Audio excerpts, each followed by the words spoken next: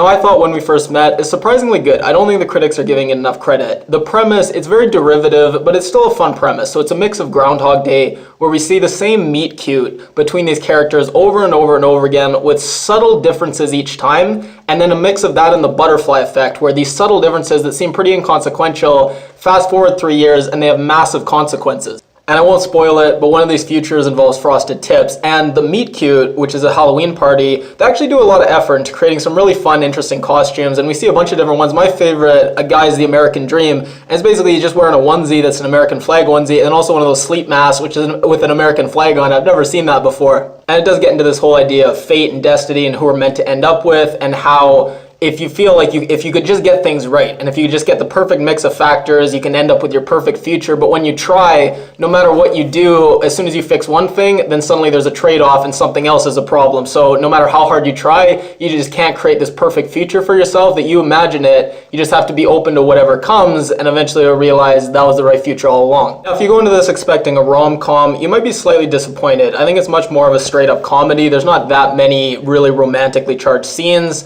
And Adam Devine, interesting Freudian slip there. Now, all the actors do a great job, but you do feel like he's carrying the film at times. He's such a natural performer. It reminds you a lot of Jack Black, a slightly less goofy version of Jack Black. Just this energy and this exuberance that lets him be very sarcastic and bitter at times, but it never feels like it grates on you because, again, he just has that warmth and that love for life. Robbie Amell, great to see him diversify a bit. I've seen him play the jock villain twice now, and here he's still the villain, but he's the aggressively nice, wholesome villain, still shirtless though. And then Noreen DeWolf, really small role, but I'm a big fan of her. And then Andrew Bachelor, better known as King Bach. This is 2 movies I've seen him now where I think he totally steals scenes. I really think he deserves more credit for the movies that he's in, and I hope he gets more roles going forward. He was in The Babysitter recently with Robbie Amell as well. Excellent movie, highly recommend. And the director of this, same guy who did The Duff, also with Robbie Amell. Now, I think he does a lot of little things well when there's a great moment where he realizes he's in the wrong year and he's gone back in time.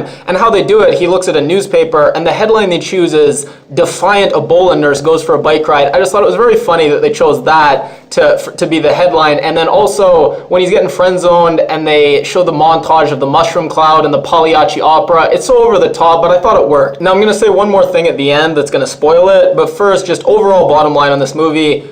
Very derivative of other movies, and there's no big surprises. Even the twist at the end, at this point it's such an overused twist that it would probably be more shocking if they just played it straight. But nonetheless, I think it's well executed, good actors, pretty good dialogue, some very funny moments. So if you go into it expecting to be blown away, expecting it to be something that it's not, you're going to be disappointed. If you go in excited to see this kind of movie, you're going to like it. And now, mild spoiler about the end, I really liked how this girl he meets at the Halloween party, a lot of the things he imagines about her were completely of his own invention, and they're things that he wants his dream girl to be like, so he puts them on her, even though she's nothing like that. So he sees her with a very quirky Halloween costume and immediately imagines her to be deep and indie and artistic, when really it was her friend that gave her that costume. She really has no knowledge of even what it means. So it's just a very interesting theme about how oftentimes the people that we meet and fall in love with and obsess about, our image of them is so much based on us rather than who they are actually like as people.